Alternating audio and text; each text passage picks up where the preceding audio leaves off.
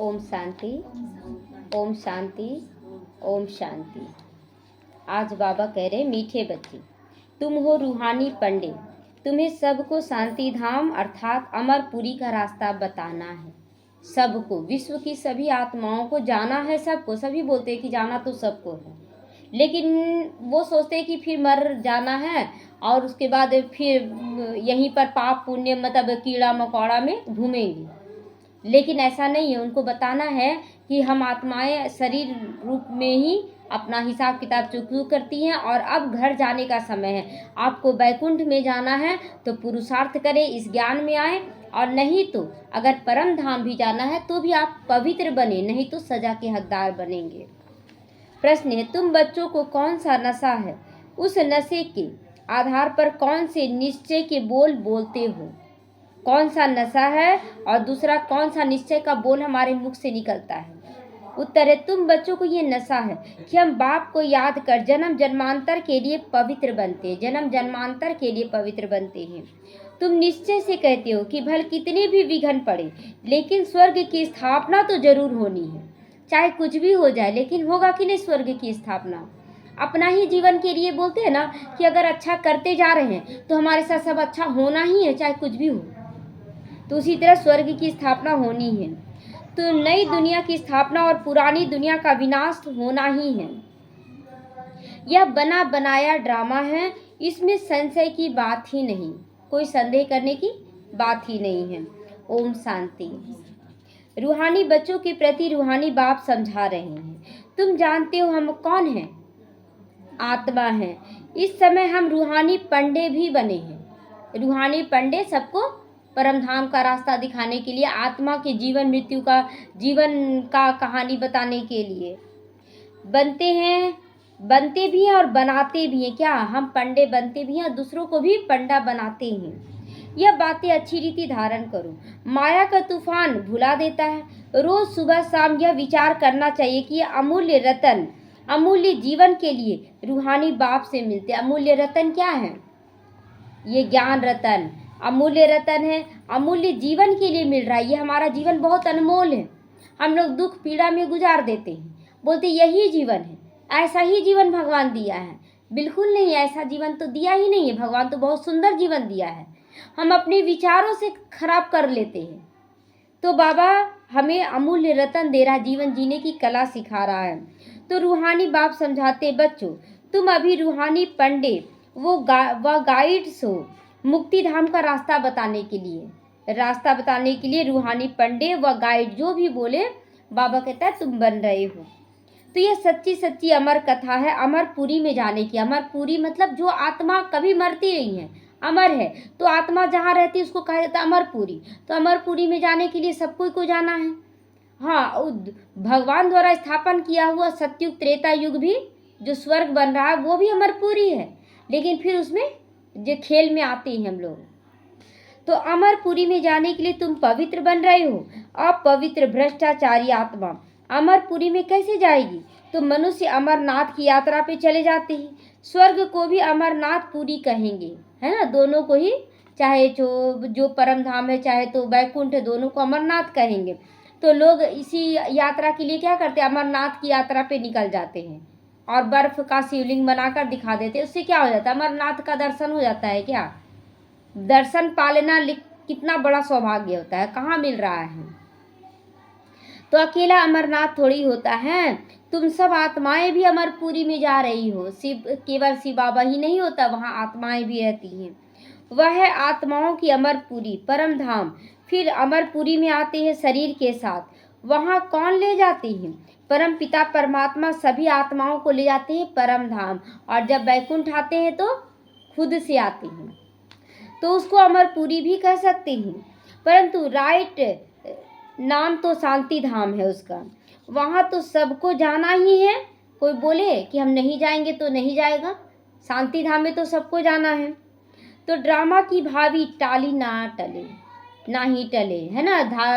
Drama की भावी जो है टाले ना टले, यानी कि जो आत्मा सोच रही है कि हम तो यहीं रहेंगे कुछ नहीं होगा, तो टलाएगा क्या उसका? नहीं, लेके जाएगा बाबा सबको। तो यह अच्छी रीति बुद्धि में धारण कर लो कि जाना तो सबको पड़ेगा। तो पहले पहले तो आत्मा समझो, परम पिता परमात्मा भी आत्मा ही है।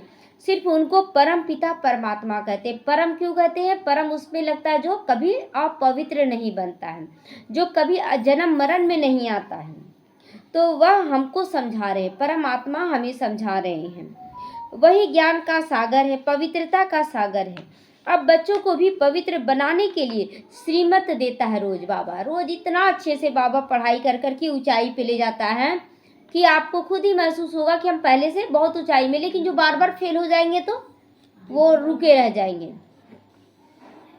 तो माँ बाबा कहते हैं कि माँ एकम याद करो, तुम्हारे जन्म जन्मांतर के पहले पाप कट जाएंगे। पहले याद करने से जन्म जन्मांतर के पाप कटेंगे। ये नहीं सोचना है कि बाबा का बने तो बस हमको तो प्राप्ति होने लगेगा। हाँ, आनंद महसूस होगा, बहुत अच्छा प्यार भी महसूस होगा, लेकिन पहले तो मेहनत करना पड़ेगा ना, पुराना कर्जा चुकतू करना होगा। तो याद को ही योग कहा जाता है।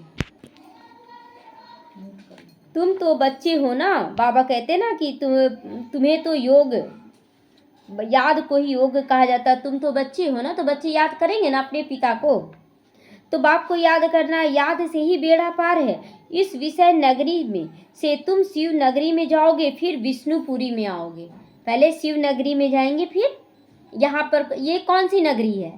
ये विषय नगरी है जो विषयों में उलझाती है। और हम जा रहे हैं शिव की नगरी में, उसके बाद आएंगे विष्णु की नगरी में। हम पढ़ती हैं कहाँ के लिए? हम लोग पढ़ते हैं विष्णुपुरी में जाने के लिए, बैकुंठ में आने के लिए। यहाँ के लिए नहीं पढ़ रहे हैं हम लोग। यहाँ तो राजाएं बनते हैं, वह धन दान करने से बन जाते हैं। कई हैं जो गरीबों की भी बहुत संभाल करते हैं। कोई हॉस्पिटल, धर्मशालाएं आदि बनाते हैं, कोई धन दान करते हैं। जैसे सिंध में मूलचंद था, है ना, मूलचंद जो जिसका मृत्यु के बाद ना वो गए थे ब्रह्मा बाबा और साक्षात्कार हुआ था। उनको देखे थे कि आत्मा पूरा नीचे से यहाँ से लेकर पूरे शरीर तक गई, या फिर यहाँ तक आई और फिर निकल कर चली गई। वो साक्षात्कार किए थे, वही मूलचंद की बात हो रही है। तो दान करते थे, बहुत दानी थे, गरीबों की बहुत संभाल करते थे। ऐसे बहुत दानी होते हैं, सुबह को उठकर अन्न की मुट्ठी निकालते हैं, गरीबों को दान करते। आजकल तो ठगी बहुत है, लेकिन अब मना करता बाबा, क्योंकि ठगी बहुत है।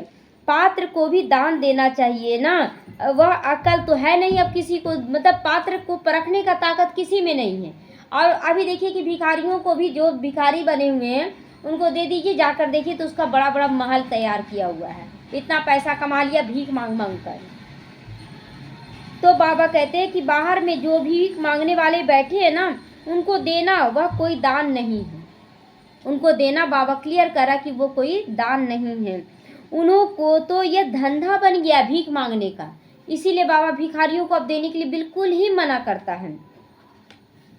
गरीबों को दान करने वाला अच्छा पद पाता है, गरीबों को दान करने वाला अच्छा पद पाता है। तो ये था द्वापर कलयुग की बात। अभी तो भ्रष्ट कलयुग है, लास्ट कलयुग है। इस समय ना भिखारी जो बने हुए हैं वो फ्रॉड हैं। तो हमें दान भी पात्र देखकर देना है। अब तुम हो रूहानी पंडित, तुम प्रदर्शनी व म्यूजियम खोलते हो, तो ऐसा नाम लिखो जो सिद्ध हो जाए कि गाइड टू हेवन, नई विश्व की राजधानी के लिए गाइड्स हैं हम। ऐसा समझानी देना, ऐसा प्रदर्शनी लगाना है कि लोगों को महसूस हो कि हम लोग गाइड हैं और हम लोग परम धाम का भी रास्ता बता सकते हैं, हम लोग बैकुंठ का भी रास्ता बता सकते हैं। परंतु मनुष्य कुछ भी नहीं समझते हैं। यह कांटों का जंगल है, स्वर्ग है फूलों का बगीचा, जहाँ देवताएं रहते हैं। तुम बच्चों को ये नशा रहना चाहिए कि हम बाप को याद करके जन्म जन्मांतर के लिए पवित्र बनते हैं और अपने पाप का बोझा उतार लेते हैं, नई दुनिया का अधिकार प्राप्त कर लेते हैं। तुम जानते हो भल कितने भी विघ्न पड़े, स्वर्ग की स्थापना तो जरूर होनी है। कितना भी विघ्न डाल लो, लेकिन स्वर्ग को आने से कोई रोक नहीं सकता है, उनका अधिकार पाने से बच्चों को कोई नहीं रोक सकता है। तो नई दुनिया की स्थापना और पुरानी दुनिया का विनाश होना ही है।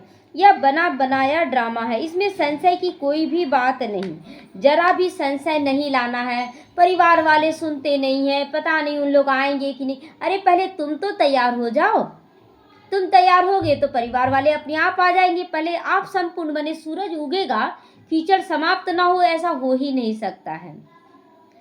तो यह तो सब कहते पतित पावन, अंग्रेजी में कह देते आकर लिबरेट करो दुख से। दुख है ही 5 विकारों से। दुख किससे आ रहा है? 5 विकारों से। जिस दिन ये 5 विकार खत्म हो गए तो दुख आएगा क्या? दुख का नामो निशान समाप्त हो जाता है। तो वह है ही वाइसलेस वर्ल्ड, सुख धाम। वाइसलेस मतलब वो निर्विकारी दुनिया है, जहाँ विकारों का अंश भी नहीं होगा। ऐसी दुनिया में हम लोग जा रहे हैं। तो अभी तुम बच्चों को जाना है स्वर्ग में। मनुष्य समझते हैं स्वर्ग तो ऊपर में है। स्वर्ग ऊपर है? स्वर्ग ऊपर नहीं है। उन्हों को पता ही नहीं कि मुक्ति धाम ऊपर में है, परम धाम है ऊपर में, लेकिन स्वर्ग तो इसी धरती पे बनेगा। जीवन मुक्ति तो यहीं पर आना ही है। यह बाप तुम्हें समझाते हैं। उनको अच्छी रीति तुम धारण करके नॉलेज का मंथन करो। नॉलेज का मंथन। सुख कहाँ होता है? प्रकृति के साथ हम लोग सुख भोगते हैं ना, तो प्रकृति तो यहाँ है, ऊपर में तो प्रकृति हो ही नहीं सकती है।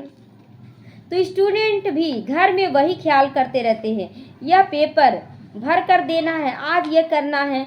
तो तुम बच्चों को अपना कल्याण करने के लिए आत्मा को सतो प्रधान बनाना है। सतो प्रधान जरूर बनाना। सतो प्रधान मतलब आत्मा की सत्यता में प्रधानता हासिल करना है। आत्मा की सत्यता क्या है? वो है ही सुख स्वरूप। उसे मांगने की जरूरत है नहीं, उसे आनंद पाने की कोई जरूरत ही नहीं, वो स्वरूप है वो। तो उस स्वरूप में सतो प्रधानता जब आएगी तब बोलेंगे कि हाँ वो सतयुगी दुनिया का अधिकार प्राप्त करेगी। तो पवित्र बनकर मुक्ति धाम में जाना और नॉलेज से फिर देवता बनते हो। आत्मा कहती है ना, हम मनुष्य बैरिस्टर बनते हैं, हम आत्मा मनुष्य से गवर्नर बनते हैं। आत्मा बनती है, शरीर के साथ बनती है। शरीर तो वही है, लेकिन शरीर के साथ वो पोस्ट हासिल करती है आत्मा। शरीर खत्म हो जाता है, फिर नए सिरे पढ़ना पड़ता है। आत्मा ही पुरुषार्थ करती है, विश्व का मालिक बनती है। बाप कहते ये पक्का याद कर लो, हम आत्मा भी पढ़ रहे हैं, और आत्मा जो पढ़ रही है वो तो अपना ज्ञान अविनाशी रूप में ले जाएगी। जैसे मनुष्य जो ज्ञान लेते हैं, पढ़ते हैं, बैरिस्टर बनते हैं, वो विनाशी है, इस जन्म में लिए फिर अगला जन्म में खत्म। लेकिन यहाँ जो हम लोग पढ़ रहे हैं ये पूरे कल्प के लिए पढ़ रहे। कितना नशा होना चाहिए हम लोगों को। तो देवताओं को ऐसे नहीं कहना पड़ता कि याद नहीं करना पड़ता, क्योंकि वो तो है ही पावन, उनको याद करने की जरूरत। डॉक्टर बन गया और उसके बाद फिर वो डॉक्टर बनने का पढ़ाई करेगा, वो और आगे बढ़ने का करता है कि चलो और ऊंचा पोस्ट लेंगे, लेकिन डॉक्टर बन चुका है और उसके बाद पढ़ाई नहीं पढ़ता है। तो प्रारब्ध भोग रहे हैं, पतित थोड़े ही हैं जो बाप को याद करेंगे। बाप को तो तब याद किया जाता है जब हम पतित बन जाते हैं। तो तुम आत्मा पतित हो, इसीलिए बाप को याद करना है, उनको तो याद करने की दरकार ही नहीं। तो यह ड्रामा है ना, एक भी दिन एक समान नहीं होता है। यह ड्रामा चलता रहता है, सारे दिन का पार्ट सेकंड बाय सेकंड बदलता रहता है। शूटिंग हो रही है, हर पल शूटिंग हो रही है। जैसा आप शूटिंग देंगे उदास होने का, तो उदास होने का बोलते ना कि संगम युग में एक एक सेकेंड कितने महीने बन जाएंगे। तो अगर आप उदास रहते तो कितने महीने उदास रहना पड़ेगा। इसलिए सदा निश्चिंत रहना, खुश रहना है। तो आप बाप बच्चों को समझाते कि कोई भी बात से हार्ट फेल मत हो जाना, है ना, दिल शिकस्त मत होना, हारना मत। यह ज्ञान की बातें हैं। भले अपना धंधा आदि भी करो, परंतु मनुष्य ऊंचा पद पाने के लिए पूरा पुरुषार्थ करो। भविष्य में ऊंचा पद पाने का पूरा पुरुषार्थ करना है। गृहस्थ व्यवहार में भी रहना है। कुमारियां तो गृहस्थ में गई ही नहीं है ना, तो कुमारियों को समर्पित किया जाता है, कुमार कुमारियों को। लेकिन जो गृहस्थ में रहते हैं उसके लिए बार बार बाबा कहता है कि भल गृहस्थ व्यवहार में ही रहो। गृहस्थी उनको कहा जाता है जिनके बाल बच्चे होते हैं ना। तो हमारे बाल बच्चे हैं लौकिक में, तो बाप तो अधर कुमारी और कुमार को पढ़ाते हैं, सबको पढ़ाते हैं ना। बाबा कहते हैं ना कि बाबा किसको पढ़ाता है, अधर कुमारी को भी पढ़ाते हैं और कुमारियों को भी पढ़ाते हैं। अधर कुमारी, आज बाबा अधर कुमारी का क्लियर अर्थ बता रहा है। पहले तो हम लोग टचिंग हुआ था, समझे थे, इसलिए बोलते थे। आज देखिए मुरली में आया है कि अधर कुमारी का अर्थ नहीं समझते हैं। क्या आधा शरीर होगा? आधा शरीर होगा, आधा शरीर होगा। अभी तुम जानते हो कि कन्या पूरी तरह से पवित्र है, और अधर कन्या उनको कहा जाता है जो अब पवित्र बनने के बाद फिर पवित्र बनती है। है ना, जो शादी हो गई फिर बाबा के ज्ञान में आई और पवित्र बनी, तो वो अधर कुमार कुमारी हो जाएंगे। और जो कुमार कुमारियाँ संपूर्ण पवित्र हैं, जो विकारों में नहीं गिरे, वो कुमारी है। और इसका यादगार देखिए वैष्णो देवी में है। पहले अधर कुमारी का क्यों आया, पहले कुमारी का क्यों नहीं आया? क्योंकि देखिए अधर कुमारी से ही ना कुमारी आई है, तो अधर कुमारी आया, उसको और श्रेष्ठता में दिखाया गया कुमारी को वैष्णो देवी के रूप में, क्योंकि कुमारियों को तो श्रेष्ठ बताया जाएगा, तो दोनों को ही एक रूप से श्रेष्ठ दिखाया गया, दोनों को ही। तो तुम्हारा ही यादगार खड़ा है ना, तो बाप ही तुम बच्चों को समझाते, बाप तुमको पढ़ा रहे, तुम जानते हो हम आत्माएं मूल वतन को भी जानते हैं। फिर सूर्यवंशी चंद्रवंशी कैसे राज्य करते हैं, क्षत्रियपन की निशानी बाण क्यों दिया गया, वह भी अभी तुम जानते हो। वहाँ लड़ाई नहीं दिखाते हैं। राम जी का जब त्रेता युग में आएंगे तो क्या वहाँ लड़ाई झगड़ा होगा? वो धनुष बाण यहाँ संगम युग के लिए दिखाया गया कि यहाँ पर अंदर में युद्ध चलता है, क्या हो रहा है, कैसे होगा, ये फेल होने का निशानी है। और यही फेल होने का निशानी त्रेता युगी बनेंगे। तो वही धनुष बाण दिखाते हैं कि युद्ध चला, कोई बाहरी युद्ध नहीं। तो लड़ाई आदि की बात ही नहीं है, ना असुरों की बात है, ना चोरी की बात सिद्ध होती है कि वहाँ पर सीता की चोरी हो जाएगी, ऐसा नहीं है। ऐसा तो कोई रावण होता ही नहीं, सीता को ले जाए वहाँ पर, वहाँ कोई रावण नहीं होता। सत्युग त्रेता अकर्म होता है, बिल्कुल विकार नहीं। ये तो सारा यहाँ का कहानी। संगम युग पर ज्ञान में चलते चलते अचानक हम माया के बन गए, विकारों में गिर गए, तो हमारी पवित्रता को कौन चुरा लिया? माया चुरा ली ना। तो पवित्रता को सीता कहा गया है और माया को रावण कहा गया है। तो यहाँ पर सारा कहानी है। तो बाप समझाते, मीठे मीठे बच्चे तुम समझते हो हम हैविन के मुक्ति, जीवन मुक्ति के पंडे हैं। हम लोगों को रास्ता बताना है सबको। वह है जिस्मानी पंडे, हम है रूहानी पंडे। तो वह है कलयुगी ब्राह्मण, तुम संगम युगी, अभी पुरुषोत्तम बनने के लिए पढ़ रहे हो। बाबा अनेक प्रकार से समझाते रहते हैं, फिर भी देह अभिमान में आने से भूले होती रहती हैं। देह अभिमान में आ ही मतलब यहाँ का आकर्षण देखिए, आंखों का आकर्षण है, कान का आकर्षण है। अगर अच्छा गाना आप सुन रहे हैं तो गाना सुनने का आदी हो जाते हैं, तो मुख से गुनगुनाने भी लगते हैं। यहाँ का कोई भी चीज़ आपको अपने वश में कर लेता है, क्योंकि हम लोग शरीर को धारण किए हैं उसका, तो इसीलिए भूले होती रहती हैं। मैं आत्मा हूँ, बाप का बच्चा हूँ, वह नशा नहीं रहता। जितना याद करोगे, याद में रहोगे, उतना देह अभिमान टूटता जाएगा। अपनी संभाल करते रहो। ये संगम युग बहुत संभालने का युग है अपने आप को। देखो हमारा देह अभिमान टूटा है, अपने आप को चेक करना कि हमारा देह अभिमान टूटा है। हम अभी जा रहे हैं, हम विश्व के मालिक बनेंगे। हमारा पाठ ही हीरो हीरोइन का है। संगम युग पर भी हीरो हीरोइन बने कि नहीं? कहाँ एकदम खराब थे और कहाँ एकदम अच्छा बना दे रहा बाबा। तो हीरो हीरोइन नाम तब पड़ता है जब कोई विजय पाते हैं। तो विजय इसी जन्म में पाए ना, कहाँ एकदम गिरे हुए थे, खान पान रहन सहन सब कुछ अशुद्ध था, और कहाँ एकदम शुद्धता में आ गए।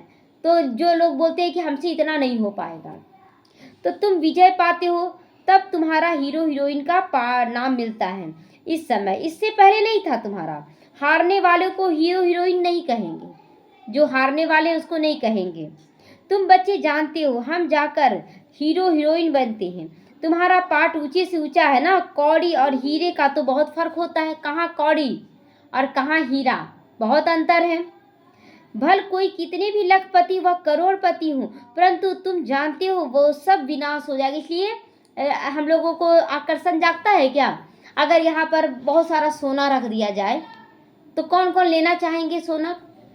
जिसके अंदर ब्राह्मण जीवन का संस्कार नहीं है, जो शूद्र पने में है, उसको लालच पैदा हो जाएगा, अरे इतना सोना थोड़ा सा रख लेते हैं, है ना। लेकिन हम लोगों को तो सच्चा सोना ही बनाया जा रहा, हम सोने के पीछे क्यों भागे? तो तुम आत्माएं धनवान बनती जाती हो, बाकी सब देवाला में जा रहे हैं, है ना। हम लोग पुरुषार्थ करके जमा कर रहे हैं और उन लोग नीचे गिर रहे हैं। तो वह सब बातें धारण करनी, निश्चय में रहना है। यही नशा चढ़ता है, बाहर जाने से नशा उतर जाता है, यहाँ की बातें यहाँ रह जाती है। बाप कहते हैं बुद्धि में रहे। बाप हमको पढ़ा रहे हैं, जिस पढ़ाई से हम मनुष्य से देवता बन रहे हैं। तो इसमें तकलीफ की कोई बात तो नहीं है। बाबा तकलीफ दे रहा है क्या किसी को? कोई तकलीफ है? कोई तकलीफ नहीं, कितना हल्का करके बाबा ले जाता है, उड़ाते हुए ले जाते हैं। धंधा आदि में कुछ टाइम निकाल याद कर सकती हूँ, यह भी अपने लिए धंधा है ना। छुट्टी लेकर जाएं, बाबा को याद करो, या कोई झूठ नहीं बोलती है। सारा दिन ऐसे ही थोड़ी गवा देना है, हम भविष्य का तो ख्याल करें। भविष्य का ख्याल करेंगे ना तो दुकान चलाएं, आप बिजनेस करें, नौकरी करें, सब कुछ करें। तो जो बोलते हैं ना हमको टाइम नहीं है, बिल्कुल गलत बोलते हैं। टाइम आपके मन को देना है, मन को टाइम ही टाइम है। आप भूख लगती है तो आपको खाना का टाइम मिल जाता है, प्यास लगता है तो बार बार पानी पीने का टाइम लगता है, टॉयलेट जाने का टाइम मिल जाता है, सब टाइम मिल जाता है जो कि जरूरी लग रहा है। लेकिन याद करना जरूरी ही नहीं लगता, इसीलिए बोलते हैं मेरे पास टाइम नहीं है। तो युक्तियाँ बहुत है, जितना हो सके टाइम निकाल कर बाप को याद करो। पानी पीते पीते 2 मिनट लगा देंगे, एक एक घूंट में बाबा मैं मास्टर सर्वशक्तिमान हूँ, मेरे अंदर अमृत जा रहा है, बाबा आप इसमें पवित्र किरणें डाल रहे, याद कर लिए 1 गिलास पानी में ही। खाना खाने वक्त याद कर ले, शौच जाते वहाँ याद कर ले, याद करने का टाइम कैसे नहीं है।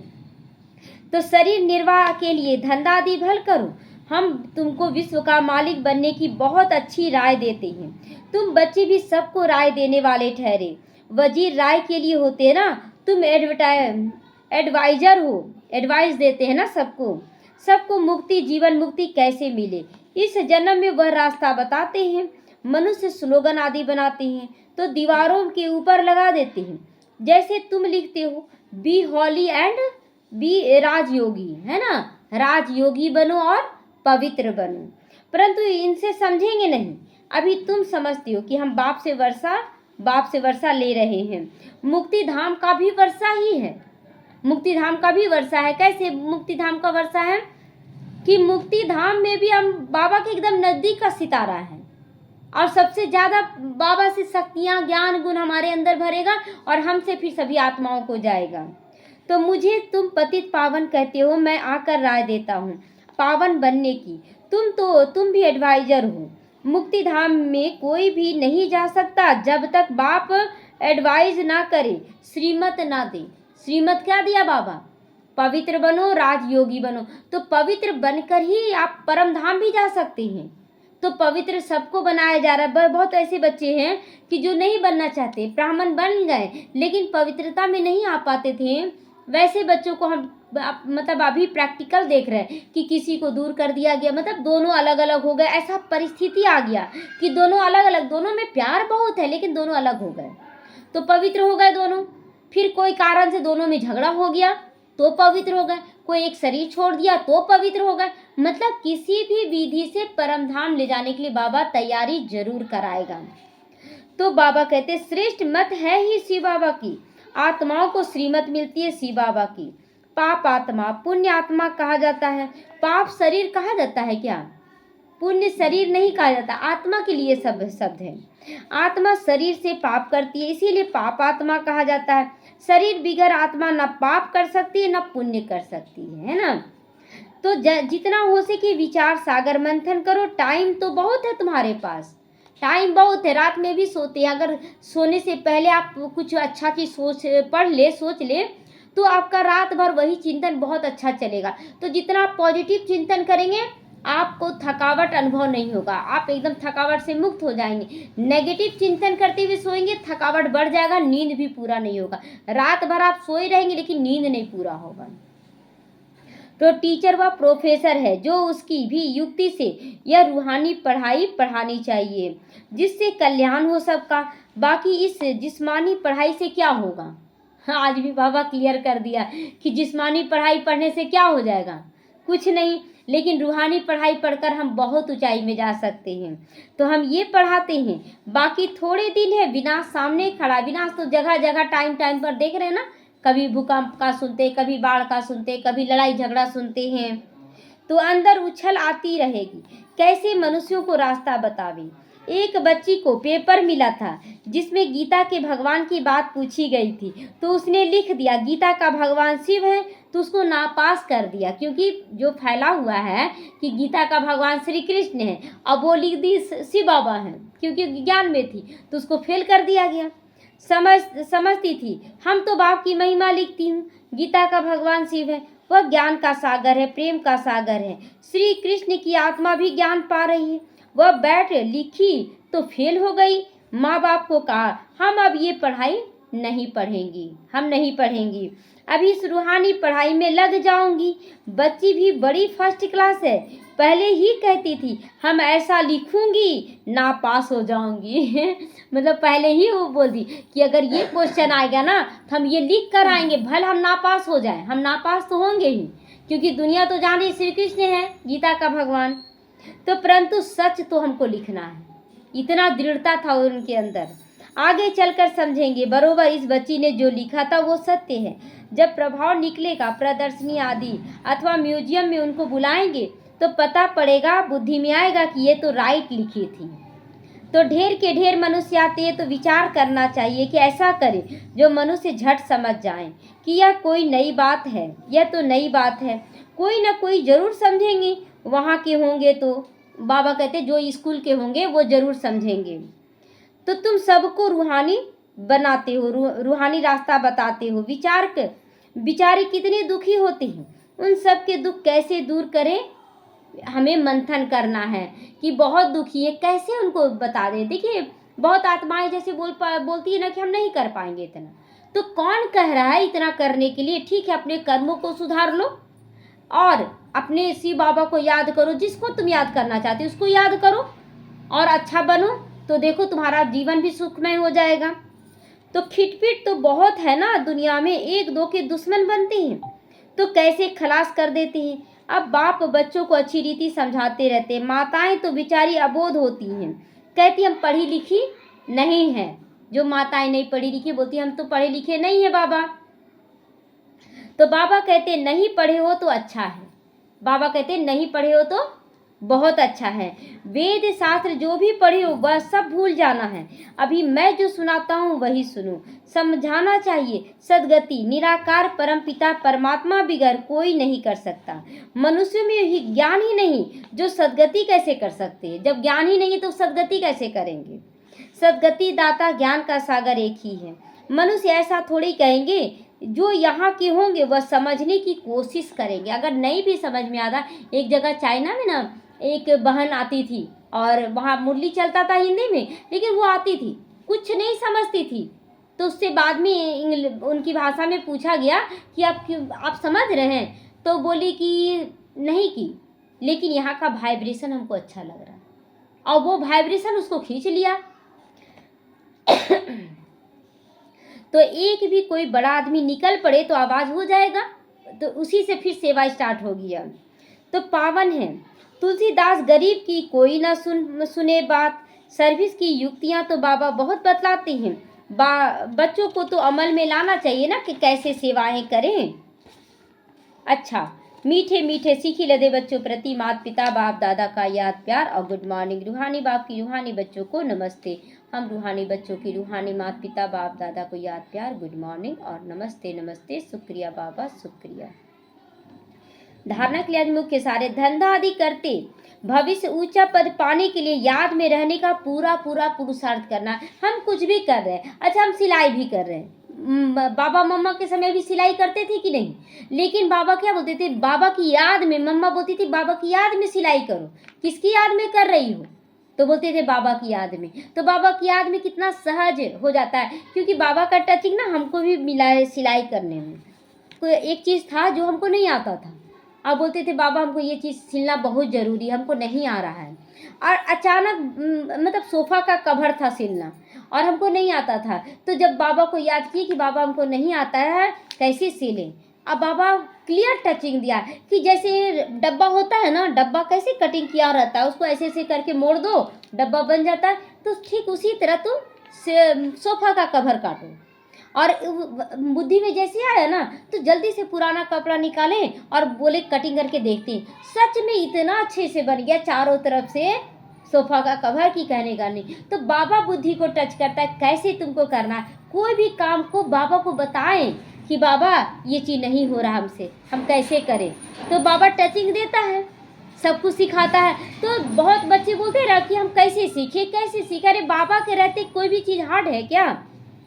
तो यह ड्रामा सेकंड बाय सेकंड बदलता रहता है, इसीलिए कभी कोई भी सीन देखकर हार्ट फेल नहीं हो जाना है। मतलब दिल सीकर से नहीं होना है कि हमको तो आ ही नहीं रहा, हम क्या करें, नहीं आ रहा बाबा को सौंपे, लेकिन नहीं आ रहा यही संस्कार लेकर जाएंगे कि नहीं आ रहा है। ऑलराउंडर बाबा बोलता है बनने के लिए, हमको हर एक चीज़ सीखना है, सारा चीज़ यहाँ से सीख कर जाना है, क्योंकि अभी ज्ञान है, बाबा है। दूसरा है, यह रूहानी पढ़ाई पढ़कर दूसरों को पढ़ानी है, सबका कल्याण करना है। अंदर यही उछाल आती रहे कि हम कैसे सबको पावन बनने की एडवाइस दें, घर का रास्ता बतावे। कोई नहीं समझने लायक है, लेकिन उसको ऐसा युक्ति से समझाएं कि वो समझ जाए। वरदान है, सभी संबंधों के सहयोग की अनुभूति द्वारा निरंतर योगी और सहज योगी भव। बाबा क्या बोल रहा है, सारा संबंध बाप से जोड़ना है, और जब सारा संबंध बाप से जोड़ेंगे तो योगी तो बन गए आप, और योगी जब बन गए तो सहज योगी भी बन गए। कोई दिक्कत थोड़ी हो रहा है बाबा को याद करने में। तो हर समय बाप के भिन्न भिन्न संबंधों का सहयोग लेना है, अर्थात अनुभव करना है, ही सहज योग है। कितना सहजता से बता दिया बाबा। इतना ब्लाउज सिलने में हम कपड़ा बर्बाद करते थे, इतना बर्बाद करते थे कि कहने का नहीं, लेकिन बाबा इतना अच्छे से सिखा दिया फिर अभी कि दूसरों को भी, बहुतों को सिखाएं। फिर सिलाई, तो बाबा सब कुछ सिखाता है, सारा कुछ सिखा। खाना के लिए मतलब लहसुन प्याज तो हम इतना डालते थे तो लगता था कि बिना लहसुन प्याज के खाना कैसे अच्छा बन सकता है, बन ही नहीं सकता। बाबा को बोले, बाबा हमको तो बिल्कुल नहीं आता है, स्वाद कैसे जाएगा। कोशिश किए कि बिना लहसुन प्याज के कैसे बनाया जा सकता है, ऐसे करना है, ये डालना है, ये डालना करके बनाने लगे। देखिए आज कितना अच्छा बनने लगा सब कुछ, सब कुछ। कोई भी नहीं बोल सकता है कि खराब है, वही अच्छा लगता है। तो बाप कैसे भी समय पर संबंध निभाने के लिए बंधे हुए हैं, वो बंधा है हमारे से संबंध निभाने के लिए। हम बुलाएं तो उसको। सारे कल्प में अभी ही सभी अनुभवों की खान प्राप्त होती है, इसीलिए सदा सभी संबंधों का सहयोग लो और निरंतर योगी सहज योगी बनो, क्योंकि जो सभी संबंधों की अनुभूति व प्राप्ति में मगन रहता है वह पुरानी दुनिया के वातावरण से सहज ही उपराम हो जाता है। पुरानी दुनिया का संबंध नहीं खींचता है। पुरानी दुनिया का संबंध अगर आज अच्छा बोल रहा है ना, तो थोड़ा सा कुछ गलत कीजिए तो तुरंत उसका ताव बढ़ जाता है, उसका बोल व्यवहार सब बदल जाता है। फिर महसूस करते हैं कि देखो बाबा कभी गुस्सा किया आज तक नहीं किया, हम क्यों फंस जाते। फिर रिश्ता निभाएंगे लेकिन फंसेंगे नहीं। स्लोगन है, सर्व शक्तियों से संपन्न रहना, यही ब्राह्मण जीवन की विशेषता है। सर्व शक्तियों से एनी टाइम संपन्न रहना है। अव्यक्त इशारे, अब लगन की अग्नि को प्रज्वलित कर योग को ज्वाला रूप बनाओ। निरंतर योग कर रहे, बाबा से योग कर रहे, तो लोग समझते बैठकर योग करना, अरे टाइम नहीं है, सेवाएं हैं, घर का काम है, दोनों तरफ बैलेंस करना, बैठेंगे आप कितना देर। तो हमें निरंतर योगी बन जाना, हर सेकंड बाबा को याद करना है। तो यही हुआ ज्वाला रूप योग अग्नि। तपस्वी मूर्त का अर्थ है तपस्या द्वारा शांति की शक्ति की किरणें चारों ओर फैलती हुई अनुभव में आए कि मैं हूँ ही शांत स्वरूप। फिर कोई कुछ भी बोले मेरे ऊपर कोई असर नहीं हो सकता है। तो यह तपस्वी स्वरूप औरों को देने का स्वरूप है। हमारा तपस्वी स्वरूप क्या है, देने का स्वरूप है। हम तपस्या कर रहे, शक्ति भर रहे, तो दूसरों को भी दे रहे ना, सेवा कर रहे हैं। तो जैसे सूर्य विश्व को रोशनी की और अनेक विनाशी प्राप्तियों की अनुभूति कराता है, देता है कि नहीं। सूर्य की अगर रोशनी ना रहे तो इतना फसल होगा क्या, अनाज होगा क्या। तो सब कुछ प्राप्त करवा रहा है, धूप भी दे रहा है, शक्ति भी दे रहा है। तो ऐसे महान तपस्वी आत्माएं ज्वाला रूप शक्तिशाली याद द्वारा प्राप्ति के किरणों की अनुभूति कराती भी हैं। तो जो ऐसी आत्माएं हैं जो ज्वाला स्वरूप योग कर रही हैं, वो दूसरों को भी कराने की निमित्त बन जाती हैं। ओम शांति।